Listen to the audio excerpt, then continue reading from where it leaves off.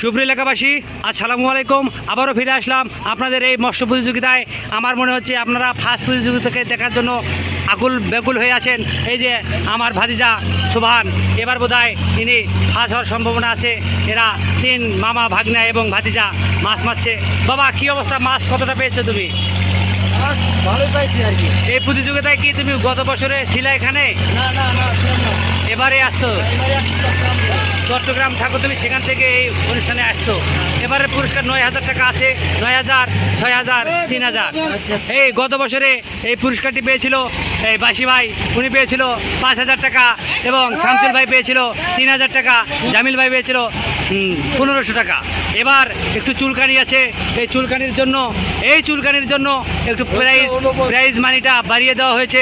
আমরা এবার prize money করেছি আপনার 9,000, 6,000 এবং 3,000 টাকা। দেখা যাক এবারের পুরস্কারটি 2026-এর পুরস্কারটি কার ঘরে চলে যায়। আমাদের ভলান্টিয়ার সাহেব এই যে লাঠি নিয়ে বসে আছে, দেখেন আমার জাহাঙ্গীর ভাই, ইনি আছেন দায়িত্বশীল অবস্থায়। ইনি খুব ভালো, ইনি সবার কাছে ভালো, আমাদের মসজিদের একজন দায়িত্বশীল লোক। তাই আমরা ওনাকে রেখেছি যেন কেউ কোনো ফাউল করতে না পারে। এবং এই যে মানা চাচা উনি আসতেছে, চুলকানি আছে, ধুয়ে এসলো। আর এই যে দেখেন আপনারা মাছ মারতেছে সবাই। আর আপনারা গত বছরের পুরস্কারটি পেয়েছিল আমাদের বাসি ভাই। উনি এবার আসতে পারেনি, উনি এবার চলতে পারে না বয়স হয়ে যাওয়ার কারণে। আর শামসুল ভাই তো বললাম উনি ইন্তিকাল করেছেন। ইন্না লিল্লাহি ওয়া ইন্না ইলাইহি রাজিউন। আপনারা সবাই তার জন্য দোয়া করবেন।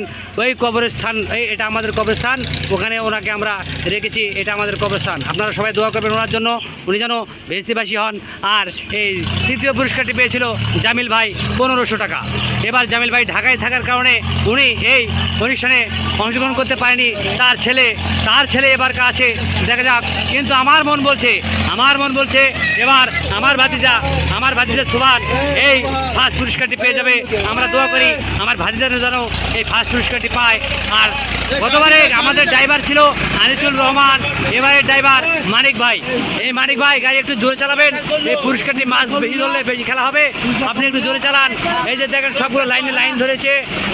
কেউ এই লাইন পার হওয়ার পাবে না, জমির এই লাইনের পার হওয়া যাবে না। এই লাইনের মধ্যে এবার থাকবে।